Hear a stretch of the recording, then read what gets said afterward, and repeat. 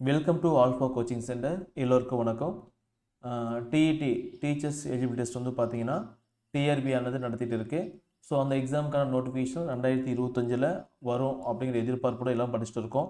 So கண்டிப்பாக வந்து பார்த்தீங்கன்னா எக்ஸாம் வந்து 2025 வரப்போகுது.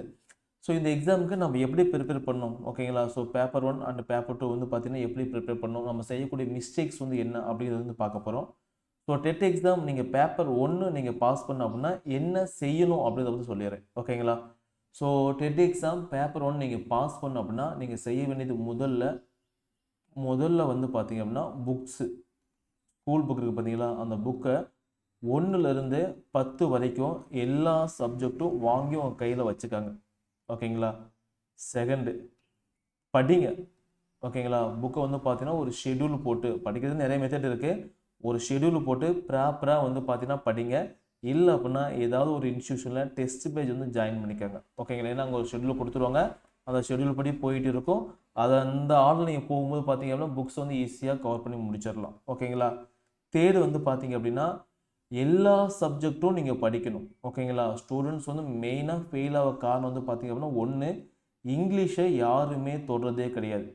இங்கிலீஷ் வந்து பார்த்தீங்க அப்படின்னா பேப்பர் 1ம் சரி பேப்பர் 2ம் சரி யாருமே வந்து இங்கிலீஷ் தொடவே கிடையாது. அவங்க எல்லாம் படிக்கிறது வந்து பார்த்தீங்க அப்படின்னா தமிழ் படிக்கிறாங்க, மேத்ஸ் படிக்கிறாங்க, சயின்ஸ் படிக்கிறாங்க, சோசியல் சயின்ஸ் வந்து படிக்கிறாங்க, ஓகேங்களா? அதேமாரி செகண்டு சைக்காலஜி யாரும் படிக்கிறதே கிடையாது. இது ரெண்டும் பார்த்தீங்கன்னா மேஜராக பண்ணக்கூடிய மிஸ்டேக்ஸு.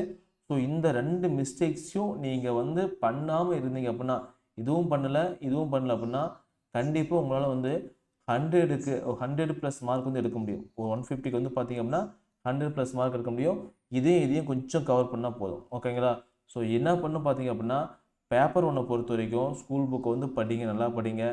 அதேமாரி வந்து பார்த்தீங்கன்னா எல்லா சப்ஜெக்ட்டும் படிங்க. டெஸ்ட் பேஜ் வந்து ஒரு பக்கம் போட்டுக்கோங்க, ஓகேங்களா? அப்படி போடும்போது பார்த்தீங்க அப்படின்னா நீங்கள் எல்லா கொஸ்டின்ஸும் நல்லா ப்ராக்டிஸ் பண்ண வந்து பார்த்தீங்க அப்படின்னா ஈஸியாக இருக்கும். ஃபோர்த் வந்து பார்த்தீங்க அப்படின்னா மேக்ஸை பொறுத்த வரைக்கும் நீங்கள் எல்லா லெசன்ஸும், ஓகேங்களா, எல்லா பாடங்களும் நீங்கள் படிக்கணும். இதை கொஞ்சம் மறந்துடாதீங்க, இது எல்லா பாடங்களும் படிக்கணும். இதுவும் பார்த்தீங்க அப்படின்னா 1 to 10th, ஓகேங்களா? மேஜர் ஆஃப் கொஸ்டின் வந்து 6 to 10 தான் கேட்பாங்க. ஸோ 1 to 10th வந்து நல்லா தெளிவாக படித்தாங்க. இதுவே போதும் வந்து பேப்பர் 1க்கு, சரிங்களா? அடுத்தது பேப்பர் 2க்கு. பேப்பர் 2க்கும் பார்த்தீங்கன்னா மேலே சொன்ன அதே கான்செப்ட் தான். நீங்கள் படிக்கக்கூடிய கிளாஸ் வந்து பார்த்தீங்கன்னா 6லேருந்து 12th வரைக்கும் இருக்கும், ஓகேங்களா? ஸோ அப்படி இருக்கும்போது தமிழ் 6லேருந்து 12th வரைக்கும் படிச்சுக்கணும், இங்கிலீஷ் 6லேருந்து 10th வரைக்கும் படிச்சுக்கணும், மேத்ஸ் வந்து பார்த்தீங்கன்னா 6லேருந்து 10th வரைக்கும் படிச்சுக்கணும், சயின்ஸு 6லேருந்து 10th வரைக்கும் படிச்சுக்கணும். சைக்காலஜி வந்து பார்த்தீங்க அப்படின்னா புக்ஸு ஒரு என்ன ஸ்டாண்டர்ட் புக்ஸ், நாகராஜன் புக் இருக்குது, மீனாட்சி சுந்தரம் புக் இருக்குது, மாங்கல் புக் இருக்குது. ஸோ இதுமாரி ஒரு ஸ்டாண்டர்ட் புக் வந்து வாங்கி படிச்சுக்கணும், ஓகேங்களா? ஸோ இது போக PYQ previous year question paper வந்து பார்த்தீங்கன்னா ஒரு கிளான்ஸ் நல்லா தெளிவாக பார்த்துட்டீங்க அப்படின்னா போதும், எக்ஸாமை கிளியர் பண்ணிடலாம், ஓகேங்களா? ஸோ நீங்கள் வந்து இங்கே வந்து நீங்கள் எதெல்லாம் படிக்காமல் போவீங்கன்னு பார்த்தீங்க அப்படின்னா இங்கிலீஷ் படிக்காமல் போவீங்க, சைக்காலஜி படிக்காமல் போவீங்க. அதேமாரி மேக்ஸ் வந்து பார்த்தீங்க அப்படின்னா ஒரு பர்டிகுலர் டாபிக் வந்து பார்த்துட்டு போவீங்க. எல்லா டாப்பிக்கும் பார்த்தா மட்டும்தான் இங்கே கிளியர் பண்ண முடியும். சார் சயின்ஸ் வந்து 11th and 12th படிக்கணுமா, இந்த கொஸ்டின்ஸ் வந்து எல்லாத்துக்கும் தோணும். ஸோ 11th and 12th படிக்கிற கெப்பாசிட்டி உங்கள்கிட்ட இருந்துச்சு அப்படின்னா உங்கள் மேஜராக இருந்தால் மட்டும் நீங்கள் பார்த்துட்டு போங்க, ஓகேங்களா? ஸோ அப்படி பார்க்கும்போது பார்த்தீங்கன்னா அதை மட்டும் கொஞ்சம் ஒரு 2 மார்க் 3 மார்க் சேர்த்து வாங்குற மாதிரி இருக்கும். ஸோ இதை மட்டும் கொஞ்சம் நீங்கள் தெளிவாக படித்தா போதும், இந்த பேப்பர் 2 எக்ஸாம் வந்து பார்த்தீங்கன்னா ஈஸியாக கிளியர் பண்ணிடலாம், சரிங்களா? ஸோ தேர்டு சோசியல் சயின்ஸ் பொறுத்த வரைக்கும் இந்த ஸ்டூடெண்ட்ஸ் வந்து பார்த்தீங்கன்னா நம்ம 60 மார்க் வந்து பார்த்தீங்கன்னா சோசியல் சயின்ஸில் இருக்குது, நம்ம ஈஸியாக எக்ஸாம் பாஸ் பண்ணிடலாம். அவங்களும் பண்ணக்கூடிய மிஸ்டேக்ஸ் வந்து இங்கிலீஷ் படிக்க மாட்டாங்க, நெக்ஸ்ட் வந்து சைக்காலஜி படிக்க மாட்டாங்க. ஸோ இங்கிலீஷும் சைக்காலஜி வந்து பார்த்தீங்கன்னா PYQ previous year question paper பார்த்தீங்களா, அதில் கொஸ்டின்ஸ் நல்லா ப்ராக்டிஸ் பண்ணால் போதும். ஸோ நம்ம இன்ஸ்டியூஷன் வந்து பார்த்தீங்கன்னா டெஸ்ட் பேட்ச் இருக்குது, ப்ளஸ் வந்து பார்த்தீங்கன்னா இங்கிலீஷ்க்கு வந்து பார்த்தீங்கன்னா ஆன்லைன் கிளாஸ் இருக்குது. அதில் ஜாயின் பண்ணால் கூட என்ன பண்ணலாம், ஈஸியாக உங்களால் கவர் பண்ண முடியும், சரிங்களா? ஸோ நல்லா பிளான் பண்ணி தெளிவாக எல்லாமே பார்த்தீங்கன்னா உங்களுக்கு கேட்குற கொஸ்டின்ஸ் எல்லாமே ஸ்கூல் புக் வச்சு தான் கேட்பாங்க, ஓகே? ஸ்கூல் புக் வச்சு தான் கேட்பாங்க. அதை நீங்கள் பார்த்தாவே போதும், ஈஸியாக பாஸ் பண்ணிடலாம். எக்ஸாம் பொறுத்த வரைக்கும் பார்த்தீங்கன்னா நிறைய பேர் எழுதுவாங்க, ஓகேங்களா? ஸோ அதில் பாஸ் பண்ணக்கூடிய ஸ்டூடெண்ட்ஸோட லிஸ்ட்டு பார்த்தீங்கன்னா 1% தான் வரும். டெட்டு பேப்பர் 1 சரி, அதேமாதிரி டெட்டு பேப்பர் 2 சரி, இது வந்து எழுதக்கூடிய ஸ்டூடெண்ட்ஸ் வந்து பார்த்தீங்க அப்படின்னா நிறையா ஸ்டூடெண்ட்ஸ் எழுதுவாங்க. ஆனால் பாஸ் ரேஷியோ பார்த்தீங்கன்னா 1% தான் இருக்கும், மீதி எல்லாமே ஃபெயில் ஆகுங்க. அது காரணமே அவங்க பண்ணக்கூடிய அந்த மிஸ்டேக்ஸ் மட்டும் தான். நான் சொன்ன பார்த்தீங்களா, சைக்காலஜியும் இங்கிலீஷும் பார்க்க மாட்டாங்க. மேக்ஸ் வந்து பார்த்தீங்கன்னா டிஎன்பிசியில் கூடிய மேக்ஸ் அந்த டாபிக் வந்து பார்த்துருவாங்க, எல்லா டாப்பிக்கும் பார்க்க மாட்டாங்க. ஸோ இதை வந்து பார்த்தீங்கன்னா மெயின் ரீசன், சரிங்களா? ஸோ நீங்கள் படிக்கிறீங்க அப்படின்னா கொஞ்சம் தெளிவாக படிச்சுக்கோங்க. எக்ஸாம் வந்து பார்த்தீங்கன்னா டெஃபினட்டாக வரப்போகுது, எந்த மாற்றமும் கிடையாது. எல்லாத்தையும் நீங்கள் இப்பயே படித்து வச்சிட்டிங்க அப்படின்னா எக்ஸாம் டைமில் ரொம்ப ரொம்ப ஈஸியாக இருக்கும். ஓகேங்களா?